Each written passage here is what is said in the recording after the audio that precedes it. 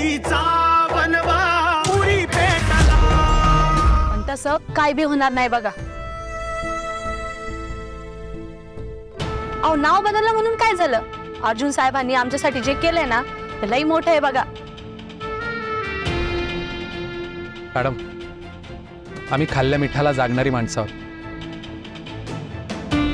आम्हाला कितीही कोणी फितवण्याचा प्रयत्न केला ना, आम्ही तुमच्याशी आणि अर्जुन सरांची कधीही बेईमानी करणार नाही.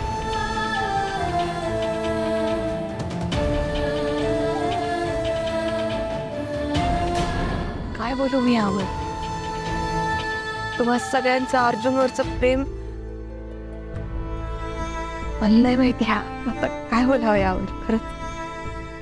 नाही पण आम्हाला कळतंय ना, आम्हाला कळतंय हे कोण का कशासाठी करतंय ना, हे सगळं आम्हाला कळतंय. हे जुने मुर्दे जाणून बुजून का बरं उखडले आता आहेत ना मुद्दाम, ते आम्हाला बरोबर कळतंय. या सगळ्याचं कारण आहे कारखान्याचं इलेक्शन. अहो स्वतःच्या मतलबा करता लोक सख्या भावाचा गाळा सुद्धा चिरायला मागे पुढे पाहत नाही. तिथे या कारखान्याच्या इलेक्शन साठी कोण कुठल्या थराला जाईल काय सांगायची गरज आहे आम्हाला? नाही पटत नाही कदाचित तुम्हाला.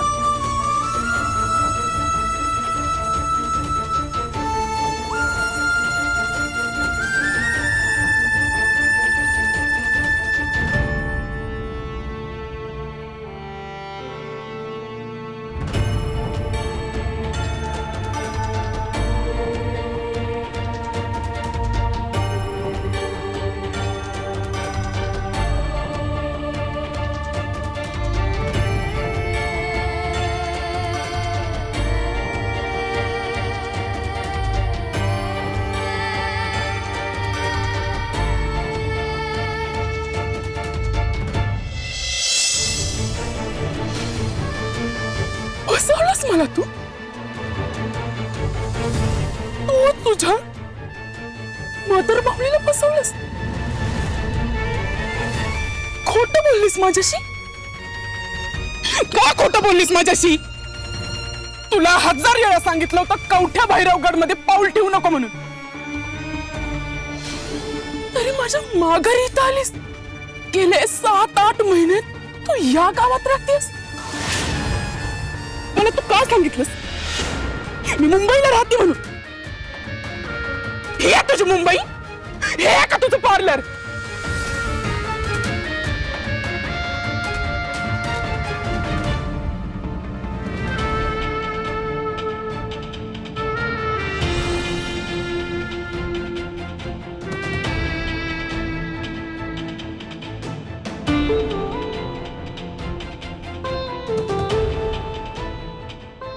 स्वप्नात मला इथं लगीन दिसलं.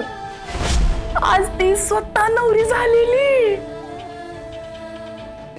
नवरदेव कोण होता ग मावशी? पण ज्या पोरांनी मला हॉस्पिटल मध्ये नेलं ना, त्याच पोरासोबत सावीचं लगीन झालंय असं दिसलंय मला. ज्याचा मी विचार केला होता त्याच पोराची आणि माझ्या सावीची भेट देवानच घडवून आणली. जन्मजन्मीची गाठ बांधली.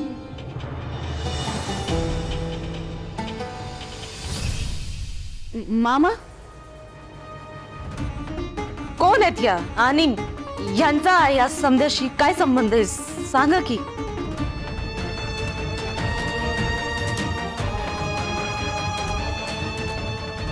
ही आहे सावीची खरी आई.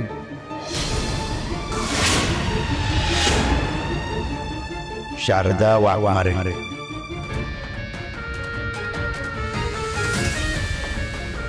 काय? ही सावीची खरी आई आहे?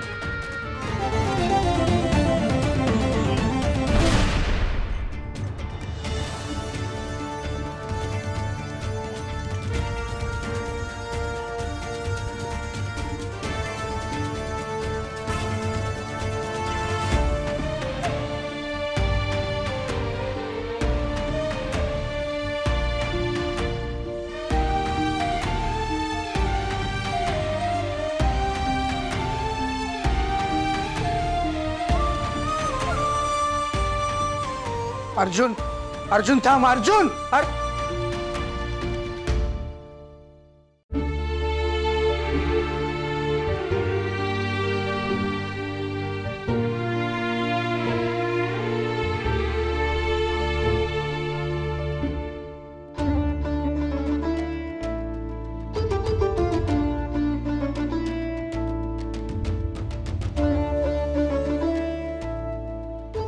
अहो तुम्ही इथं काय करताय? तू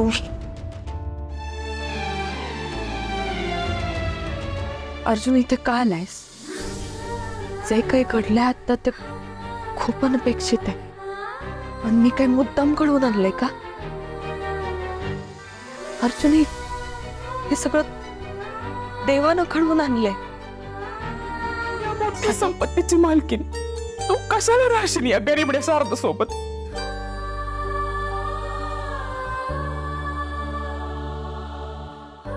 म्हणून नाही सांगितलं.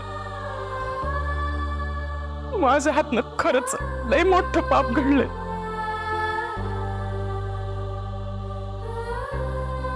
पण आता हे सगळं तुला कळलंय तर निघते मी.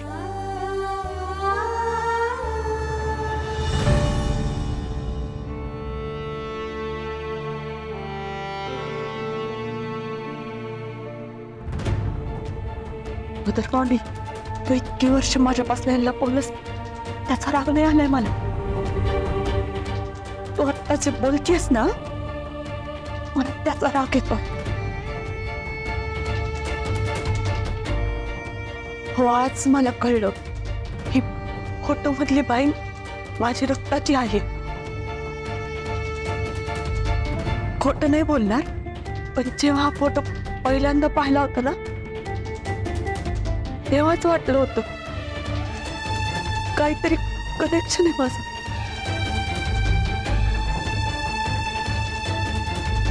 पण तू हे लक्षात ठेव की मला जन्म देणार नाही शाले, असं काही होणार नाही. आम्ही असं होऊ देणार नाही. तू थांब बघच नाही त्या बाईला घराबाहेर हाकललं ना नाव नंदा लावत नाही.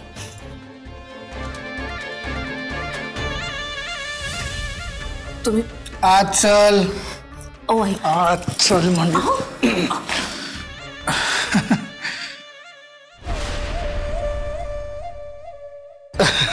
शाले प्लीज जरा बाहेर जातेस का? मला आणि नंदाला जरा एका महत्वाच्या विषयावरती बोलायचं होतं. थँक्यू.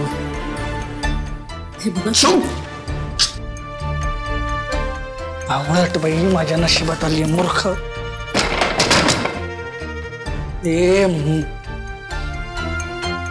मी खूप मेहनत करून सगळं जुळवून आणलंय. माझ्या मेहनतीवर पाणी फिरायचं नाही. हा चला म्हणजे तुम्ही पण त्या सावीचे गुलाम व्हायला तयार झालात तर ठीक आहे. हा की पण एक दिवस ते तुमच्या सकट आपल्या समध्यांना घराबाहेर काढायला तवा कळलं तुम्हाला. जे व्हायला नको होतं ना ते झाले आणि ते करून बसलाय तुम्ही. अख्ख्या जगाला सांगून टाकलंय की ती कवठेकरांची खरी वारसदार आहे म्हणून. म्हणजे काय होतं त्याने की समोरच्या माणसाचा अंदाज कळतो, त्याची ताकद कळते, त्याचा कोणता वार करणार ते कळत. मग याच्या आधी एवढी युद्ध खेळलात तुम्ही, काय झालं? काय होतंय माहितीये का नंदा, तुझं लक्ष आहे ना फक्त गडावर आहे आणि आमचं जे लक्ष आहे ना ते संपूर्ण राज्यावर आहे. ते आम्हाला काय माहित नाही. आम्हाला सहन होत नाही आणि सहन करायचंही नाही. तू काय करणार आहे? तू काय करणार आहे? लई लई उडते ना ती. नाही तिला धरून आपटला ना चालणं मुश्किल होईल तिचं. असं काहीतरी करेन ना हे छोट्या लढाया तर जिंकेनच, मोठी युद्ध सुद्धा जिंकेन. मावळट करायचंय ते कर पण आधी मला सांगायचं. खूप मेहनत करून मी इथपर्यंत पोहोचलोय. त्याच्यामुळे मला विचारल्याशिवाय एक पाऊल सुद्धा पुढे टाकायचं नाहीये. हो तुम्ही सांगता आम्हाला विचारून करता काय करायचंय ते? हे आम्हाला पहिल्यापासून संशय होताच की तुमचं काहीतरी सुरू आहे. पण नाही, किती वेळा विचारलं तुम्हाला, एका शब्दानं बोललं. काही गोष्टी असतात नंदा ज्यांना बोलता करायच्या असतात. हो ना, मग आता आम्ही पण तेच करणार आहोत, तेच करणार.